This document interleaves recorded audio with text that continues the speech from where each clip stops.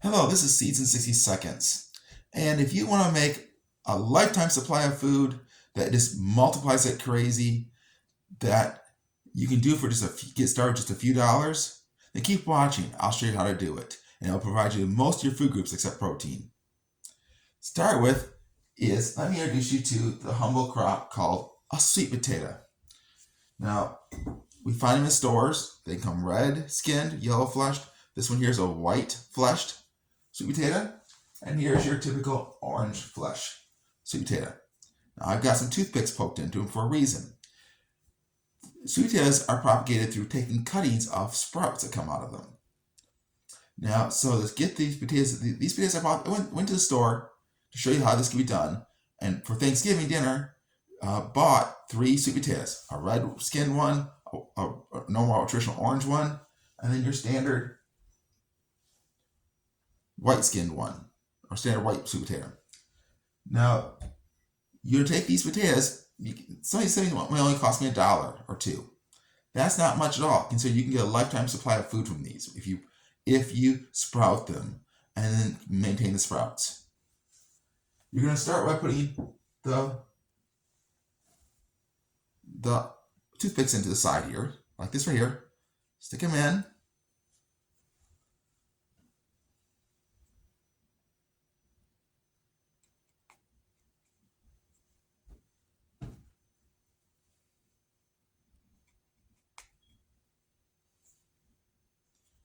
I'm about pretty much level, or they're going to tilt.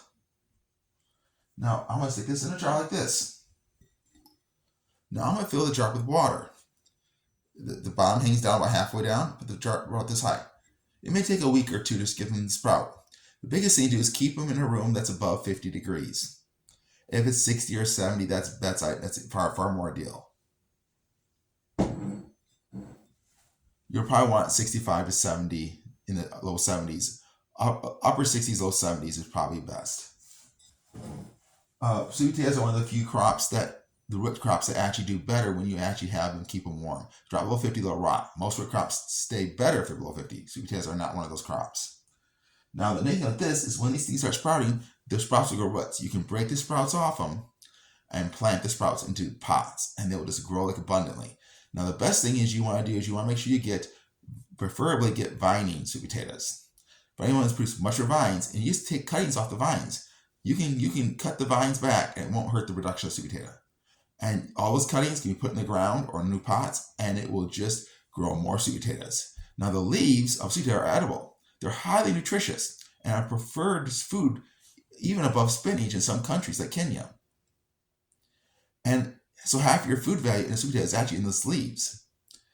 And the sweet potato can give you the energy you need, because to survive you need energy crops, which are going to be starches, sugars, or oils. You need nutrient crops such as spinach, such as beet greens, such as collard greens, cabbages, your turnip greens, or sweet potato leaves. And then you need proteins. Proteins are going to be your eggs, dairy, such as cheese, milk, or meat, or beans usually.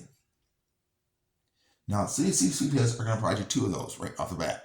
They'll provide you leaves, and they'll also, which are very superfood, strong nutrient, and they'll also provide you with the calories you need from the starches and sugars in the roots. And it provides you something to eat during the summer while you're waiting for the roots to grow too. Now, in a minute, I'll be right back with the nutrition. Okay, now before I get on to the nutrition, I want to first finish watering these sweet potatoes. It's quite simple. I got a jug of water here. This is going to fill this up. I'm not going to fill it completely full because I think the sweet potato might overflow a little. So now I'm going to put the sweet in. I'll fill some water up. And there we go. It's just up to the neck of the jar. And that one is ready to go. This one here can be done the same way.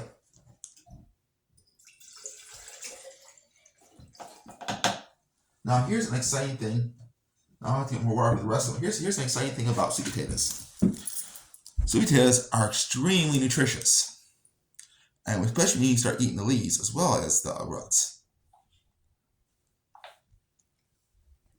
Most people don't realize that sweet potatoes are both antiviral, potentially, and anti-cancer if you eat the leaves. They are highly nutrient dense. They're a good source of vitamin K, and according to scientists that are researching it, they're high in polyphenol contents, which include anthocyanin and quercetin. Plus, the leaves have some protein in them, and they also have omega-3s in them. Not to mention they have chlorine, folate, vitamin A, vitamin B1, vitamin B2, B3, B5, B6, B12, C, D, E, and K. So they're almost a complete multivitamin, just like your raw peanuts are almost a complete multivitamin, as are watermelon seeds. If you chew the seeds up and eat them, they're almost like a multivitamin. But the quercetin and the zinc content is what gives is one of the things that give with vitamin C content is what gives sweet potato leaves almost an antiviral or potentially antiviral component to its leaves. Now the roots themselves are also high in vitamins and in starches and sugars. So overall, this is an amazing nutritious plant. If you had this plant and you had some chickens, because chickens can eat the leaves and the roots, you can feed the roots to them too. And if you could feed chickens with sweet potatoes or other plants, you could virtually have a complete diet with eggs and sweet potatoes. So there's ways you could live off stuff a lot more than people even realize once you incorporate the leaves into the sweet potatoes. Well, want more information like this? Like and subscribe. I'll keep producing videos on simple ways you can live off just a few crops and still make a complete diet. Thanks for watching.